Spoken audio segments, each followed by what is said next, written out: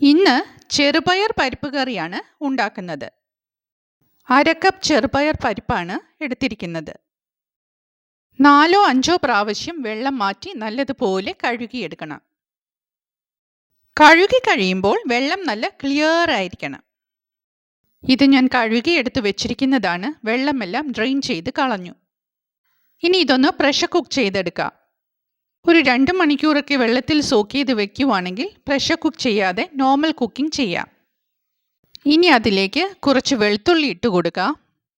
സാധാരണ ചെറിയ വെളുത്തുള്ളി ഉണ്ടല്ലോ, അതാണ് ഞാൻ എടുത്തിരിക്കുന്നത്. വലിയ വെളുത്തുള്ളി ആണെങ്കിൽ ഒരെണ്ണം മതി. എരിവുള്ള മുളക് പൊടിയും മഞ്ഞൾപ്പൊടിയും ചേർക്കാം. ആവശ്യമായ ഉപ്പും കൂടി ഇട്ട് കൊടുക്കുകയാണ്. ഉപ്പ് കൂടുതൽ വേണമെങ്കിൽ പിന്നീട് ചേർക്കാം. 1/2 കപ്പ് വെള്ളമാണ് ഒഴിച്ചു കൊടുക്കുന്നത്. ഇനി പ്രഷർ കുക്കർ അടച്ച് ഫ്ലെയിം ഓൺ ചെയ്ത് കൊടുക്കാം. വെന്റിൽ നിന്നും സ്റ്റീം വന്നതിന് ശേഷം മാത്രം വെയിറ്റ് ഇട്ട് കൊടുക്കണം. ഒരു 4 വിസിലിന് ശേഷമാണ് ഞാൻ ഫ്ലെയിം ഓഫ് ചെയ്തത്. എന്നിട്ട് മാറ്റിവെച്ചു. പ്രഷർ കംപ്ലീറ്റ് റിലീസ് ആകുന്നതിനിടയിൽ ഇത്രയും കാര്യങ്ങൾ ഞാൻ അരച്ചെടുത്തു.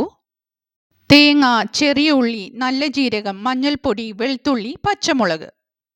വേവിച്ച പരിപ്പ് ഒരു കടായിലേക്ക് മാറ്റുകയാണ്. ചെറിയ പ്രഷർ കുക്കറിലാണ് ഞാനിത് വേവിച്ചെടുത്തത്.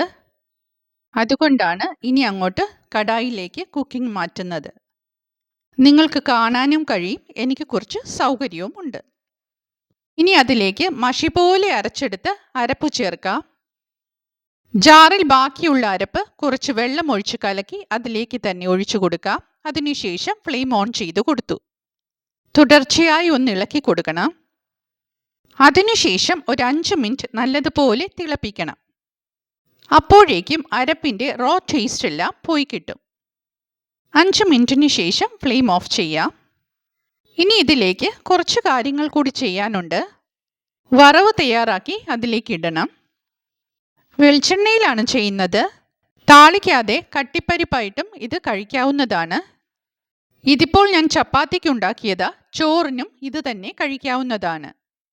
പരിപ്പ് കറി കുറച്ചുകൂടി ലൂസായിട്ട് വേണമെന്നുണ്ടെങ്കിൽ ആദ്യം തന്നെ കുറച്ചുകൂടി വെള്ളം ഒഴിച്ചാൽ മതി. അങ്ങനെ പരിപ്പ് കറി റെഡി.